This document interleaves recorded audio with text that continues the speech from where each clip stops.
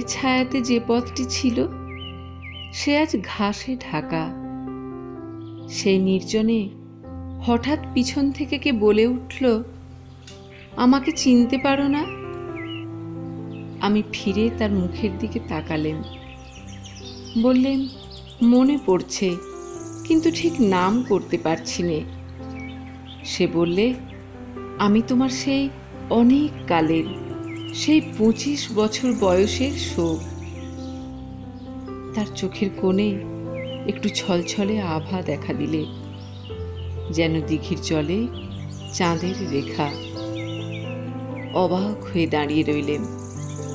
বললেম, সেদিন তোমাকে শ্রাবণের মেঘের মতো কালো দেখেছি, আজ যে দেখি আশ্বিনের সোনার প্রতিমা। সেদিনকার সব চোখের জল কি হারিয়ে ফেলেছ? কোনো কথাটি না বলে সে একটু হাসলে। বুঝলেম সবটুকু রয়ে গেছে ওই হাসিতে। বর্ষার মেঘ শরতে শিউলি ফুলের হাসি শিখে নিয়েছে। আমি জিজ্ঞাসা করলেম, আমার সেই 25 বছরের যৌবনকে কি আজও তোমার কাছে রেখে দিয়েছ? সে বললে, এই দেখো না আমার গলার হার। দেখলেন সেদিনকার বসন্তের মালার একটি পাপড়িও খসেনি।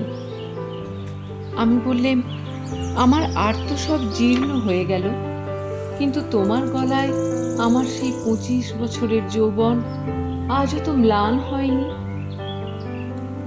আস্তে আস্তে সেই মালাটি নিয়ে সে আমার গলায় পরিয়ে দিলে।